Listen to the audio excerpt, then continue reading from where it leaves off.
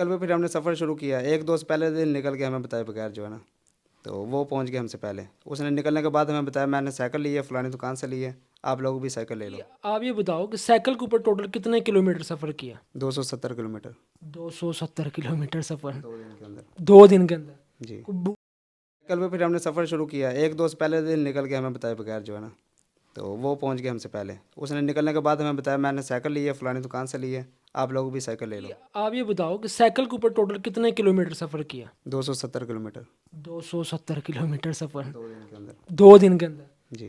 अस्सलाम वालेकुम जी, उम्मीद है कि आप सब खैरियत से होंगे और ठीक ठाक होंगे। दोस्तों आज मेरे साथ मौजूद हैं पाकिस्तान से सुफियान भाई, और आज ये आपको नन्हे मुन्ने भाई एक ऐसी मुनफरिद वीडियो, मुनफरिद कहानी सुनाने वाले हैं जिसके अंदर इन्होंने अपनी लाइफ के अंदर जो ट्रैवल स्टार्ट किया पाकिस्तान से यूरोप का। और सबसे मज़े की बात यह है कि भाई इन्होंने अपने सफ़र को साइकिल के ऊपर किया, कि एक छोटा सा लड़का साइकिल के ऊपर सफ़र को स्टार्ट करता है और कैसे यूरोप की तरफ जाता है। तो आइए आज की इस वीडियो के अंदर हम आपको सुनाते हैं छोटे मोटे नन्हे से बच्चे की कहानी, तो इनकी ज़ुबानी इन्हीं से सुनते हैं। अच्छा सुफियान, आप जो ये बताएं सबसे पहले कि आपने ये कितनी एज के अंदर ना ये सोचा कि भाई मैं बाहर जाऊं? मैंने 18 साल की एज में सोचा और फ़ौरन निकल आया। वाह, बड़ी बात है, बड़ी जल्दी फैसला किया। अच्छा ये बताएं जी, आपने कहाँ से सफ़र स्टार्ट किया? पाकिस्तान से कोई वीज़ा लिया था या वैसे ही निकल पड़े नहीं, थे? पाकिस्तान से मैंने डंकी लगाए थे ईरान की। अच्छा। ईरान से तुर्की आया, तुर्की रहा हूँ तकरीबन 7-8 महीने। तो सही है। उसके बाद मैं ग्रीस आ गया। ठीक तो है। ग्रीस रहा हूँ तकरीबन 1.5 साल। तो उसके बाद फिर मैं आगे डंकी लगाई दोबारा। ठीक हो गया। अच्छा ग्रीस से फिर आपने क्या किया? ग्रीस से डंकी लगाई थी अल्बानिया की, इटली के लिए। तो अच्छा। अल्बानिया से एक मरतबा डिपोर्ट हुए थे। तो डिपोर्टिंग के वक्त उधर हमें पुलिस वाले ने बोला था कि आप लोग 15 से 20 लोग आते हो हर दफ़ा। तो हमारी मजबूरी है, जब शोर शराबा होता है रात को गांव के अंदर जाके पीछे, तो हमारी मजबूरी है, हमने डिपोर्ट करना है आपको पकड़ के। तो आप लोग 2-2 3-3 बंदे निकला करो, इस तरह हम आपको पकड़ नहीं सकते। अच्छा। तो इस तरह आपको भी फ़ायदा है, हमें भी, हमारी मजबूरी है ऐसे पकड़ना। ठीक हो तो गया। उसकी वजह से जब उसने डिपोर्ट किया हमें, तो मेरे साथ एक दोस्त था मेरा, तो उसने बोला कि ठीक है हम निकलते हैं, ऐसे टैक्सी करवाएंगे। तो तकरीबन वापसी में जो हमारे साथ डंकर था और गेम वगैरह थे, सबसे हम अलहदा हो गए उनके साथ। हम्म। तो दोबारा हमने जब बॉर्डर क्रॉस किया 3 लोगों ने दोबारा लोकेशन पे, तो उन्होंने जब पहला जो गांव था उधर उधर से हमने टैक्सी का पता किया, उसने बोला टैक्सी नहीं इधर से मिल सकती। थोड़ा सफ़र किया, तकरीबन 1 घंटे बाद दोबारा फिर हम उधर ही डिपोर्ट हो गए थे। अल्बानिया के अंदर। अल्बानिया में से 1 घंटे अच्छा। बाद दोबारा डिपोर्ट हुए थे हम। हम्म। तो उसके बाद फिर फौरी तौर पर हमने बॉर्डर क्रॉस किया वहीं से, इमिग्रेशन से अच्छा। कैमरों के आगे। तो उसके बाद फिर 2 दिन तकरीबन हमने सफ़र किया सरांदी शहर के अंदर। तो उधर आके हमने जो है बस की टिकट का पता किया और टिकट वगैरह टैक्सी की कोशिश की है, लेकिन नहीं मिली कोई चीज़ भी।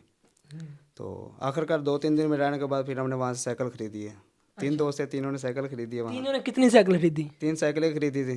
तो साइकिल पे फिर हमने सफ़र शुरू किया। एक दोस्त पहले दिन निकल के हमें बताए बगैर जो है ना, तो वो पहुंच गया हमसे पहले। उसने निकलने के बाद हमें बताया मैंने साइकिल ली है, फ़लानी दुकान से ली है, आप लोग भी साइकिल ले लो। अच्छा कितने की साइकिल मिली? 100 यूरो की। वाह जी, तो क्या बात। अगले दिन जाके उसके निकलने के अगले दिन हमने 2 साइकिलें ली हैं दोबारा। साइकिल ली है, डंकी लगाई है, तकरीबन 70 किलोमीटर चलाया। तो वहाँ से उन्होंने हमें पकड़ कर फिर डिपोर्ट कर दिया। अच्छा साइकिल समेत रिपोर्ट कर दी? साइकिल समेत डिपोर्ट किए, साइकिल समेत। साथ एक पहाड़ी है उधर इमिग्रेशन पे जो है ना, जी। छोटी है। साइकिल समेत दोबारा फिर बॉर्डर क्रॉस किया हमने वो पहाड़ी से। तो तकरीबन रात 10 बजे तक जिधर से उन्होंने डिपोर्ट किया था ना, उधर सरांदी शहर जहाँ से साइकिल ख़रीदी थी, 40 किलोमीटर फिर हम वापस उसी जगह पहुँच गए थे जहाँ से साइकिल ख़रीदी थी। वाह क्या बात तो है। रात उधर फिर स्टे किया एक जगह, साइकिल खेतों में छुपाई है। तो अगले दिन सुबह तकरीबन 8 बजे फिर हमने सफ़र शुरू किया। तो सफ़र शुरू करने के बाद जो है ना, तकरीबन 2 बजे तक साइकिल चलाई है, 70 से 80 किलोमीटर। फिर पकड़ लिया उन्होंने हमें। अच्छा जी। तो अगले दिन फिर जब हम पहुँचे थाने, तो वो पुलिस वाला मैं बोलता है कि मेरे साथ जो दोस्त था ना, उसने मुझे बोला कि तुम रोने लग जाओ। तो मैं रोने लग गया। तो मेरे साथ जो दोस्त था, तो उसको ना ग्रीक ज़ुबान आती थी। तो पुलिस वालों को उधर आती है ज़ुबान जो है ग्रीक। हाँ। तो उसने पूछा ये क्यों रो रहा है। वो बोलता है कि हमारे साथ जितने दोस्त आए थे सब पहुंच गए हैं, हम हर बार आते हैं तो हर बार आप हमें डिपोर्ट कर देते हो। तो पुलिस वाला बोलता है आप लोग आते क्यों बार बार, आप वापस क्यों नहीं चले जाते ग्रीस। अच्छा। तो उस वक्त उसने दी है साइकिल। तो तीसरी मरतबा फिर हमने साइकिल पे ट्राई लगाई है। तो काफ़ी हमने सफ़र वगैरह किया, लेकिन तीसरी दफ़ा जब दोबारा हम पकड़े गए ना, तो उसने फिर हमें जो है साइकिल रख ली है। पहले उसे पता चल गया ये तीसरी दफ़ा आ रहे हैं। तो जब हमें जेल ले गया, जेल जाके ना पुलिस वाले हंसने लगे। इमिग्रेशन पे लोग आते जाते हैं मुल्क के, एक मुल्क के दूसरे मुल्क। तो वो भी देख के हंस रहे थे, उनको भी पता था। तो उधर से हमने उसने फिर हमें ना एक गाड़ी पे बैठाया, साइकिल रख के जंगल में छोड़ दिया। उधर ले जाकर बोलता है कि इधर से 7 घंटे ग्रीस है, 7 घंटे सरांदी सिटी है, शहर है जो उनका, जिधर दिल है आपका चले जाओ, जंगल है। रात हो गई थी, अंधेरा था। साइकिल पे। साइकिल उसने रख ली थी उस वक्त, बोलता जंगल में जिधर दिल है चले जाओ। तो फिर हम उधर से सरांदी दोबारा पहुंचे थे, सरांदी से फिर हमने दोबारा सफ़र वगैरह स्टार्ट किया। तो लेकिन ये है कि पहुंच गए थे दोबारा फिर हम तराने सिटी के अंदर, दोबारा नए सिरे से। नहीं से कैसे फिर दोबारा ट्रेन पे गए थे या पैदल गए थे? दोबारा फिर हमने ली थी साइकिल। दोबारा फिर साइकिल ली थी? दोबारा फिर साइकिल ली थी भाई, अच्छा ठीक है, 100 यूरो की और साइकिल ली। लिए थे फिर। तो दोबारा जब हम तराने पहुंचे तो तराने आके फिर पैसे वगैरह ख़त्म हो गए, पासपोर्ट वगैरह नहीं था उधर पैसे वगैरह मंगवाने के लिए। फिर उधर आके मैं एजेंट करना पड़ गया था कि पैकेज वगैरह नहीं था, सिमें नहीं थी। तो उधर आके फिर हमने जो है ना दोबारा किसी के साथ बातचीत की।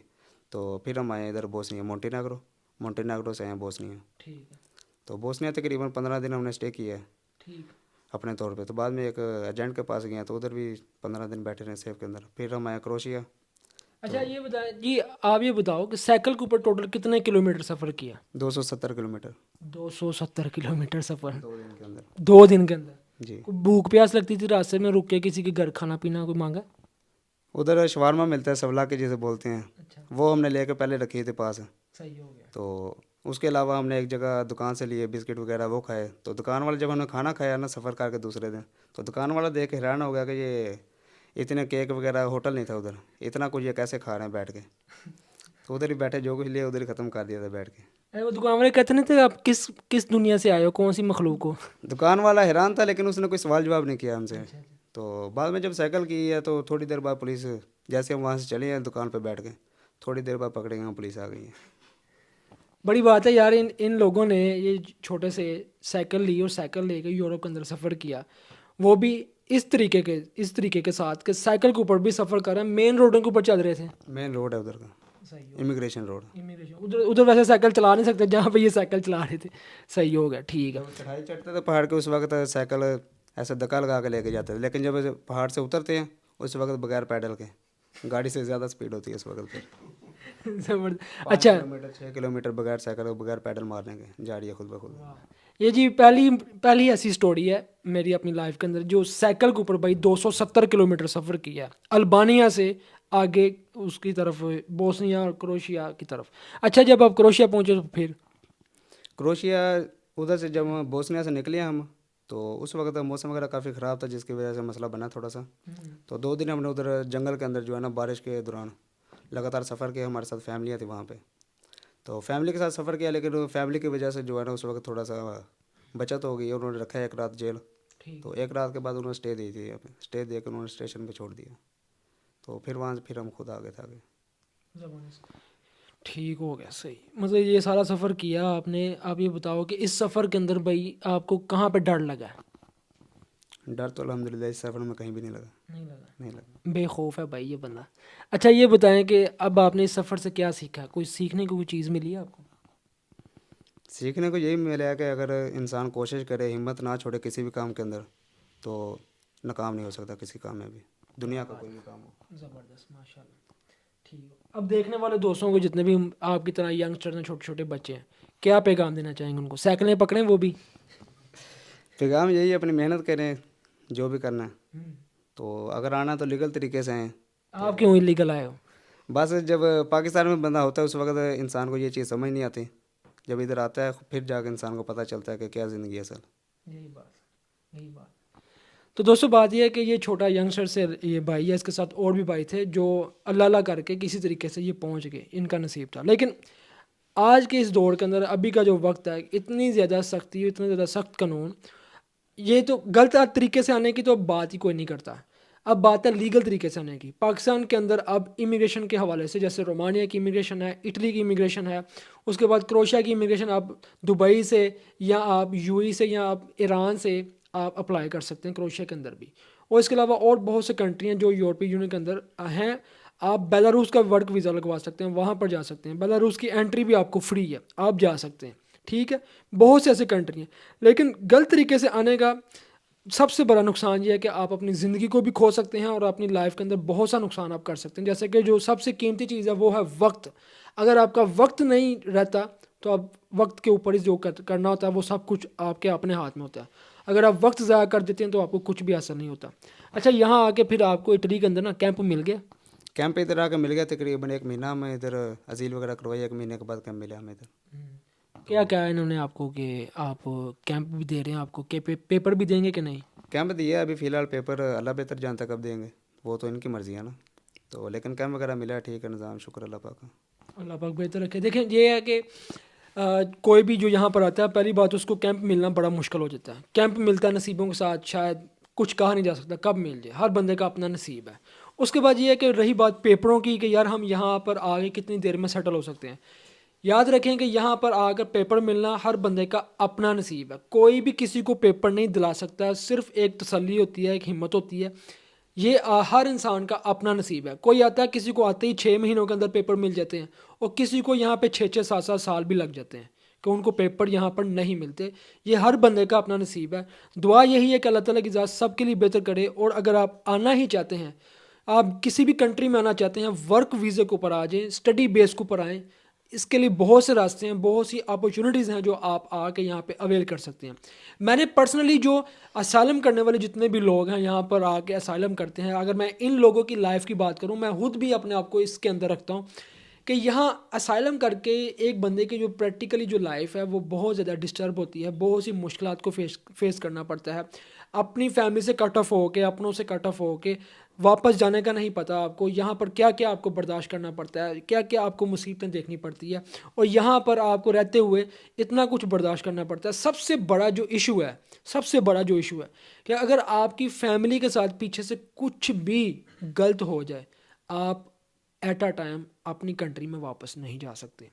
आप खुशी और गम के अंदर शरीक नहीं हो सकते। तो हर बंदे का यही कोशिश होती है, विल होती है कि यार हम अपने पेरेंट्स के लिए, अपने बहन भाइयों के लिए कुछ ना कुछ ज़िंदगी के अंदर कर सकें। लेकिन याद रखें, कभी भी गलत कदम उठाने से पहले 1000 दफ़ा पहले सोच लें कि कहीं ये ना हो कि आप अपना और अपनों का नुकसान कर डालें। याद रखिएगा कि अल्लाह ताला की ज़ात इंसान को बहुत से मौके देती है करने के लिए, लेकिन आपके अपने पास एक ऑप्शन है कि आप कौन सा रास्ता अख्तियार करते हैं। गलत भी है और सही भी है। तो मेरी यही प्रेफर है, और ये भाई भी हैं छोटे से, ये भी यही कहते हैं कि जो भी आए वर्क वीज़े के ऊपर, स्टडी बेस के ऊपर, या किसी भी तरह से लीगली आने की कोशिश करें। दुआओं में याद रखिएगा। मिलते हैं हम आपको फिर किसी वीडियो में, तब तक आप हम दोस्तों को दें इजाज़त। अल्लाह हाफिज़।